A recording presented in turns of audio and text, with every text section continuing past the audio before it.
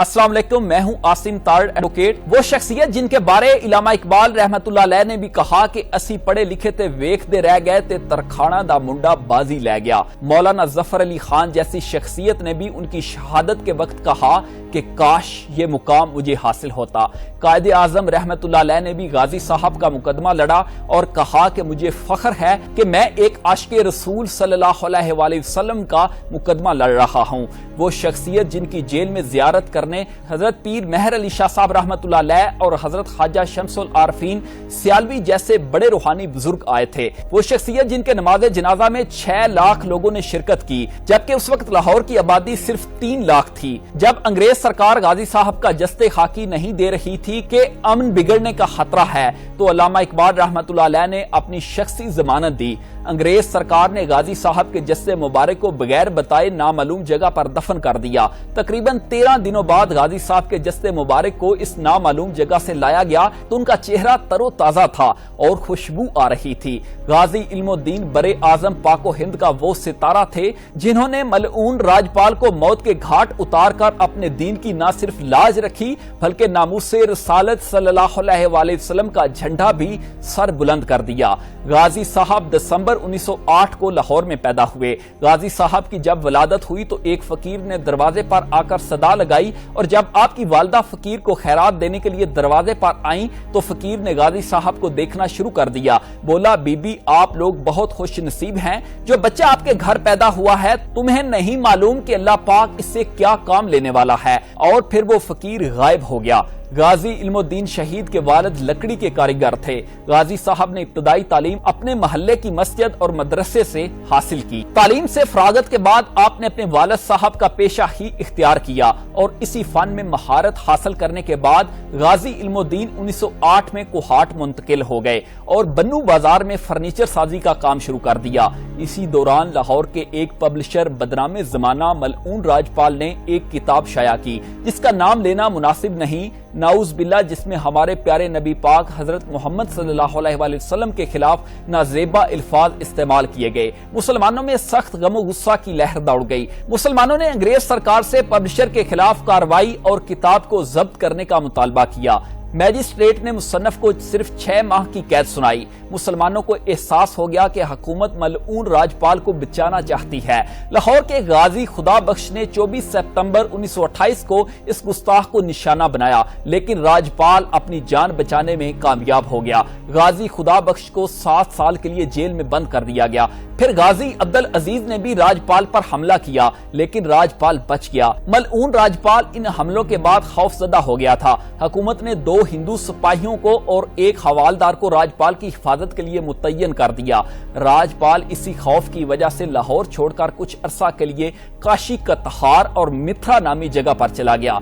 फिर चंद माह के बाद वापस आकर दोबारा काम शुरू कर दिया। इस दौरान मौलवी नूरुल हक, जो मुस्लिम अखबार आउटलुक के मालिक थे, उन्होंने राजपाल के खिलाफ लिखा तो उनको भी 2 माह सजा हुई और 1000 जुर्माना हुआ। इस दौरान मुसलमान जगह जगह एहतजाजी मुजाहरे करते रहे। मुसलमानों के इज्तिमा, जलसे जुलूस जारी थे। 31 मार्च को गाजी इल्मुद्दीन शहीद ने मौलाना अताउल्लाह शाह बुखारी की तकरीर सुनी कि राजपाल गुस्ताखे रसूल है, नामूसे रसालत सल्लल्लाहु अलैहि वसल्लम के लिए अपनी जानें कुर्बान कर दें।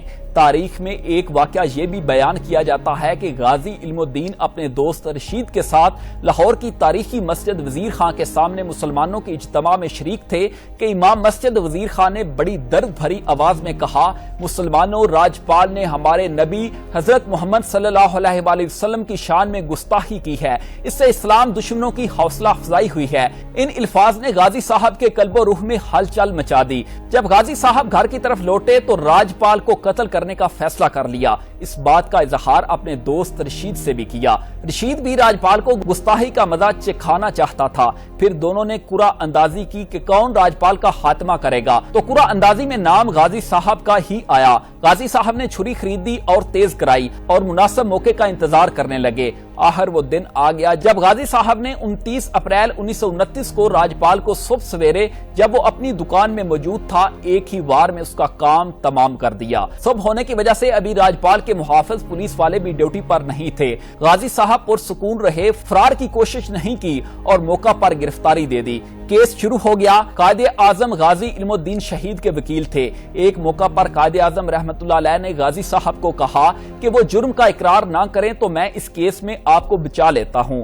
غازی علم الدین شہید نے کہا کہ میں کیسے کہہ دوں کہ یہ قتل میں نے نہیں کیا، مجھے اس قتل پر ندامت نہیں بلکہ فخر ہے۔ 22 مئی 1929 کو غازی صاحب کو سزائے موت کی سزا سنا دی گئی۔ اس فیصلے کے خلاف اپیل ہائی کورٹ میں ہوئی جو خارج ہو گئی۔ پھر قائد اعظم نے لندن کی پیروی کورٹ میں اپیل کی، وہ بھی خارج ہو گئی۔ 31 اکتوبر 1929 کو غازی صاحب کو ظالموں نے تختہ پر چڑھا دیا اور شہید کر دیا۔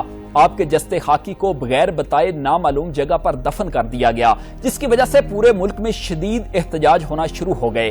حالات کے پیش نظر علامہ اقبال اور چند معزز ہستیوں نے گورنر پنجاب سے ملاقات کی۔ علامہ اقبال نے شخصی ضمانت دی اور گورنر نے اس شرط پر غازی صاحب کا جسد خاکی حوالے کرنے کی حامی بھری کہ کوئی مظاہرہ نہیں ہوگا اور پرامن طریقے سے تدفین کی جائے گی۔ اس وفد نے شرط منظور کر لی۔ اس وفد نے میجسٹریٹ مہدی حسن کی قیادت میں میاں والی سے غازی صاحب کا جسد خاکی وصول کیا۔ گواہوں کے مطابق جسم صحیح سالم تھا، بلکہ کوئی تعفن نہیں تھا۔ چہرے پر جلال اور امتزاج تھا اور ہونٹوں پر مسکراہٹ تھی۔ غازی صاحب کا جنازہ لاہور کی تاریخ کا سب سے بڑا جنازہ تھا۔ 6 لاکھ لوگ شریک تھے۔ لوگوں نے عقیدت میں اتنے پھول نچھاور کیے کہ میت چھپ کر رہ گئی۔ ان کی نماز جنازہ قاری شمس الدین نے پڑھائی۔ یونیورسٹی گراؤنڈ میں غازی صاحب کی نماز جنازہ ادا کی گئی۔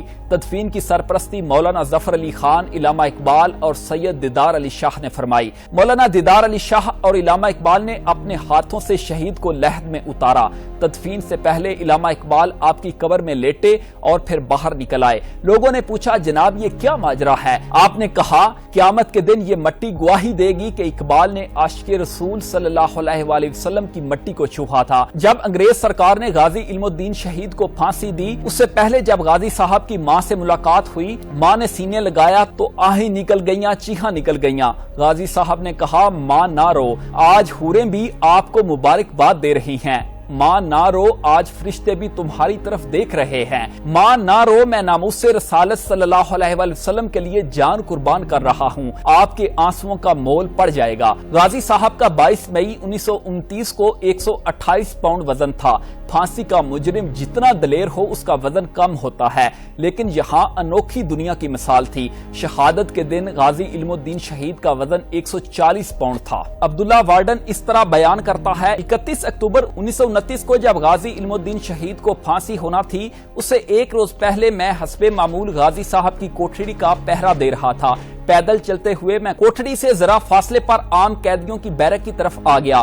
مڑ کر کیا دیکھتا ہوں کہ غازی صاحب کا کمرہ خوبصورت اور دلکش روشنیوں سے بھر گیا ہے۔ میں یہ سمجھا کہ شاید غازی علم الدین شہید نے اپنے کمرے کو آگ لگا لی ہے۔ اتنے میں کیا دیکھتا ہوں کہ نور کا ایک بادل ہے جو تیزی سے آسمانوں کی طرف چلا گیا۔ چنانچہ میں بھاگم بھاگ غازی کی کوٹھڑی کی طرف بھاگا۔ اندر گیا تو کیا دیکھتا ہوں کہ پورا کمرہ بہترین اور مسحور کن خوشبوؤں سے معطر اور منور تھا۔ غازی رحمت اللہ علیہ حالت سجدہ میں زاروں کی طرح رو رہے تھے۔ تھوڑی دیر بعد اٹھے تو میں نے ان کی قدم بوسی کی اور خود بھی بے اختیار رونا شروع کر دیا۔ پھر میں نے عرض کیا غازی صاحب یہ کیا ماجرا تھا؟ غازی صاحب نے کوئی جواب نہ دیا۔ میں نے پھر عرض کی کہ غازی صاحب آپ یہ اہم راز اپنے سینے میں لے کر نہ جائیں اور اس واقعہ کی تفصیلات ضرور بتائیں۔ بہرحال غازی رحمت اللہ علیہ نے میرے بے حد اسرار پر فرمایا، عبداللہ تمہیں معلوم ہے کہ مجھے کل پھانسی ہو رہی ہے۔ میری دلجوئی اور حوصلہ افزائی کے لیے شافع محشر حضور نبی کریم حضرت محمد صلی اللہ علیہ وآلہ وسلم اپنے خاص صحابہ کرام کے ساتھ یہاں خود تشریف لائے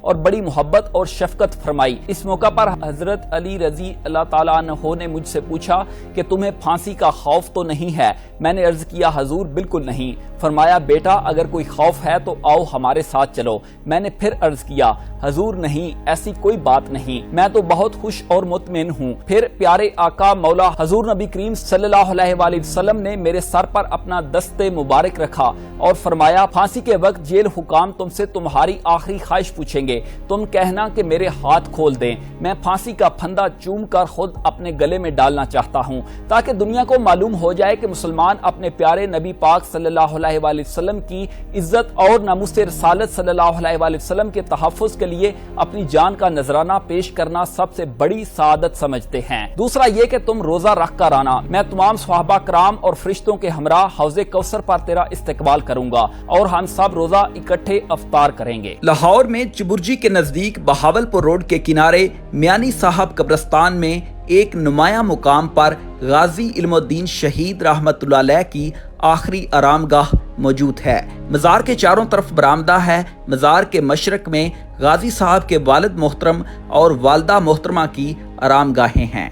غازی صاحب کے باقی خاندان کے افراد کی آرام گاہیں بھی غازی صاحب کے مزار کے احاطے میں ہی واقع ہیں۔ یہ شعر پڑھ کر میں اجازت چاہوں گا۔ ٹر گئے یار محبتاں والے تے لے گئے ناڑی ہاسے، او علم دین ہن دل نہیں لگدا تے جائیے کیڑے پاسے۔ اجازت دیجیے، اللہ حافظ۔